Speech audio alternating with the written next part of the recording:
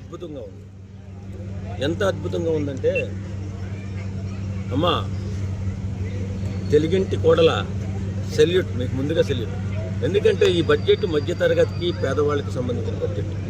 12 లక్షల వరకు కూడా మనం ఎలాంటి ట్యాక్స్ ఎగ్జెంప్షన్ ఇచ్చారా.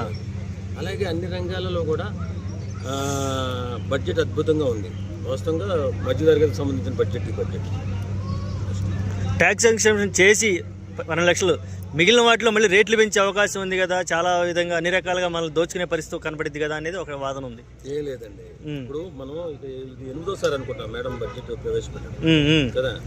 ప్రతి సంవత్సరానికి అద్భుతంగా మేడం ఇంప్రూవ్ చేసుకుంటా ఈ వేళ పెట్టినటువంటి ఈ 8వ బడ్జెట్ ఇది పూర్తిగా తెలిసిన వాళ్ళు తెలుస్తుంది. అది చాలా అద్భుతంగా ఉందండి.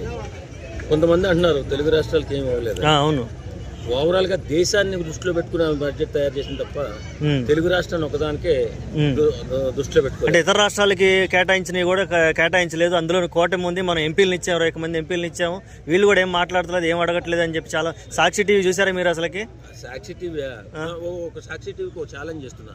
నీ టీవీ డిబేట్ లో నీ వాళ్ళు తప్ప, నీ పార్టీ వాళ్ళు తప్ప ఏ రోజైనా పక్క పార్టీ వాళ్ళని కూర్చోబెట్టి డిబేట్ చేసావా? అంటే ప్రజలు కూడా చూస్తుంటారు, మరి అబద్ధాలు అయితే చెప్పరు, వాస్తవాలే చెబుతారు వాళ్ళు కూడా. వాస్తవాలు చెప్పేలా ఉంటే ఆ టీవీని అంత నీచంగా ఎందుకు చూస్తారు జనాలు?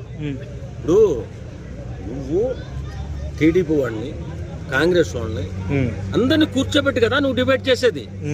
నీ డిబేట్ నేను సాక్షి టీవీ చూస్తుంటా, ఎంత నీచంగా మాట్లాడుతూ ఉంటాడు ఆ యాంకర్ వాడు. ఏం పేరు అని పేరు నాకు తెలియదు కానీ నువ్వు యాంకర్ అనేవాడు కూల్గా మాట్లాడాలా, అది ఎవడు ఏ తప్పు చేసా అలా చెప్పాలా.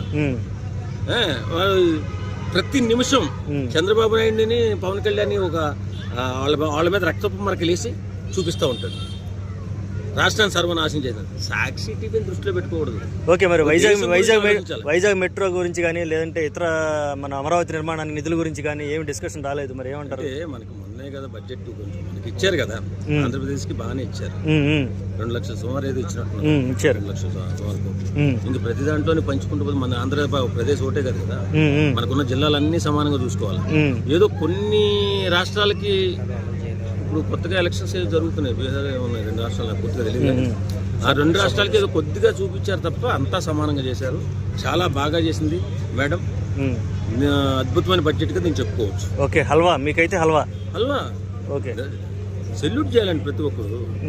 ఎక్కడా ఎవరికి అన్యాయం జరిగినట్టు లేదు, అంతా కూడా పేద ప్రజలకి అనుకూలంగా ఉన్న బడ్జెట్ ఈ బడ్జెట్. ఈ 8 బడ్జెట్లో అద్భుతమైన బడ్జెట్ ఏమంటే 8వ సంవత్సరం బడ్జెట్ మేడం పెట్టి. ఓకే అండి, థ్యాంక్ యూ వెరీ మచ్.